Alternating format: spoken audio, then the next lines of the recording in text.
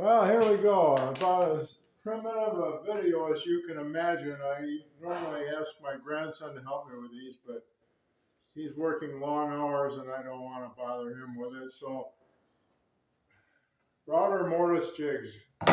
This is my version. It's a little different. I wanted to share it with you. I tried several different ones. Stumpy nubs, tomorrow. They've all got them.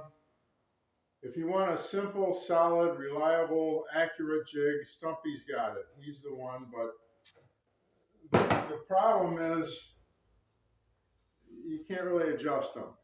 I like to have a little offset between my table leg and my apron, and there's no adjustment here, so you have to try to rig on a shim of some sort, and that's a pain. So I made one for 3/4 inch stock, one for 1.5 inch stock. And I thought, well, I got this great idea. I'll make a one for both.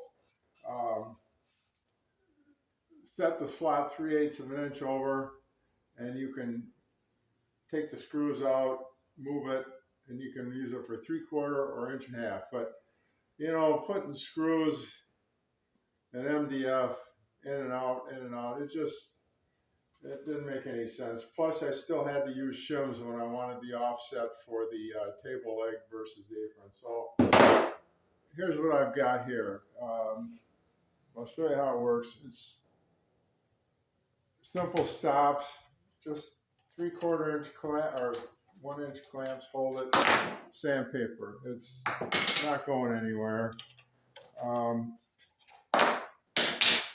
I don't need any match fit. I've got just a clamp here and a hole, and it works just fine. I just took it, ground off the knob here, so you can get it in the hole.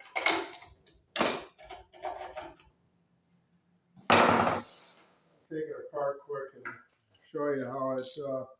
I use the carriage bolt idea to countersunk the nuts so that we can get our clamps to go anywhere without being interfered with that. You know, you could get a nice handle and stuff, but you know, how often are you gonna do this? I mean, it's not that big a deal to just get a socket on there.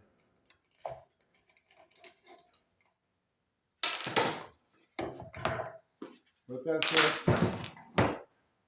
Find him later. The jig itself, again, you can put a nice jig handle on here, but you know, again, you know, if you're not gonna do this all day long, you're gonna set it up and leave it mostly. But here's your universal adjustment. Tamar has a really nice one, but the way she adjusts it, I have a problem with. You've got your square here, and then you go over here and back and forth and back and forth. No, I don't see that happening. So what I did,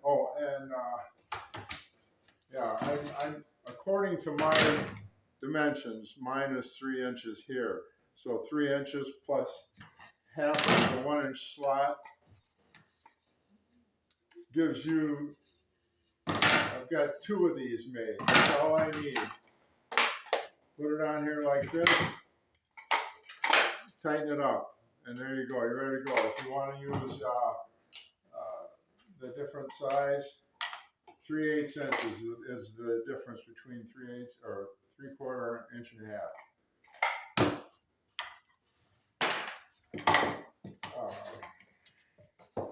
To me, this, you know, hold it up there like so. Take your wrench, lock it in. Very simple. And you are dead on accurate. Check it if you want with your calipers. I was checking it the other day, and I was coming within 2 thousandths by using that. I like the 1-inch slot. Where's my bearing? I can use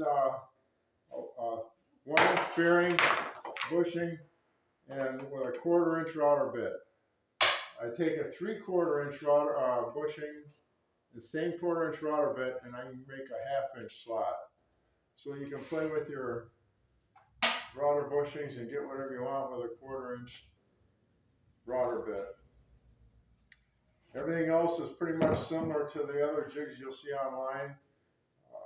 I like the adjustability of this. I cut my slot on a router table. I don't cut the section out and glue it back together. I find that kind of silly. I'm going to go over here to the router table, so if you get dizzy here, close your eyes for a second.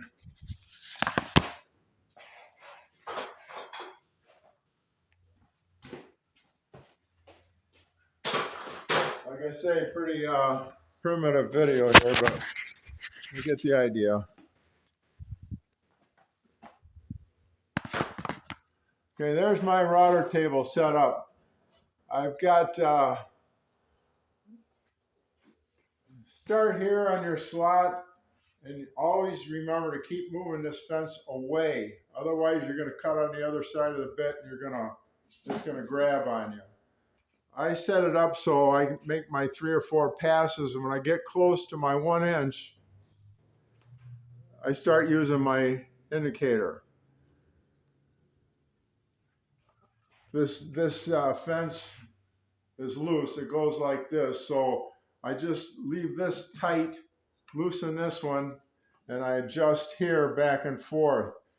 And I have to remember that whatever you move here is only half the effect on the bit. And I'll do like my old buddy Wayne told me when I was machining. He says, if you want to get used to what it's going to do, just move it 10 thousandths at a time, 10 thousandths at a time. Then you know where you're going to be when you make that final pass. This works out great on the router table. I've done several things where you have to have a close, tight tolerance, and this is the way to do it, I think. And then this is just a setup sample, but I route the clean up the edges by doing it this way. Now, when you make these boards here, you want this dimension right on. I'll show you how I do that. All right, close your eyes again. Here we go. I left this cardboard on my table saw for a reason. I wanted to show you. This is all I do. This piece of cardboard is 20, 25 years old. I like to have that on there so when I come home from the hardware store, I can throw a box of screws or something on there. But this towel protects the surface. I don't put any chemicals or wax or anything on this table saw surface. This keeps it out. In Wisconsin here, I never have any problem with rusting or anything. This is all you need. You don't need to spray chemicals. I mean, think about it. You're in an enclosed space here, blasting chemicals. Harry Bosch told me that all odors are particulate. He heard it from Jerry Edgar, so it's true. Now, you got to buy this stuff, so why? I mean, you don't need to buy anything. You don't have to spray anything. Just put the towel on it. Okay, here's what we're going to do. You want to cut that board at an exact size. Well, leave it heavy. Let me get my clamp out of here. Leave the cut heavy. Measure it with your calipers. got magnets in here. And then you can zero out your indicator, and you can move exactly what you want. I'll show you here. You can move exactly what you want. Works perfect. This is not like the router table. This is, you move it and that's what you got. But I've used this many times on different things. You want to cut a real thin strip for something, whatever. Well, anyway, that's really about it. It's a very simple jig. It gives you the adjustability and it gives you the accuracy. It's easy to set up. You don't have to worry about running a square back and forth. Take a look at the other ones. Stumpy's got the best one, but you can't adjust it. You want to use shims if you got to make an offset for a table leg. But Tamara's got a beautiful piece of work on hers, but you know, it's too hard to set up. The Morley and the Wood Whisperer ones, they have a rail that it slides back and forth on. It's a beautiful piece of work, but the problem I have is, in order for those rails to work, you've got to have a little bit of play, and a little bit of play adds up to a lot of play, and pretty soon you're not parallel with the slot and the base here. Plus, it's a big piece of equipment that you've got to find a place to store, and that's tough to do, especially in a shop like mine. So you can use this for all your aprons and stuff like that, but then when you want to do that table leg, you got to have a way to clamp it. And if you can't clamp the leg in the vise and hang that on the other end, then you've got to go to that other board and stand it up in the air so you can clamp everything. So I hope this works out for everybody here. I lost my pointer. And we'll catch you next time.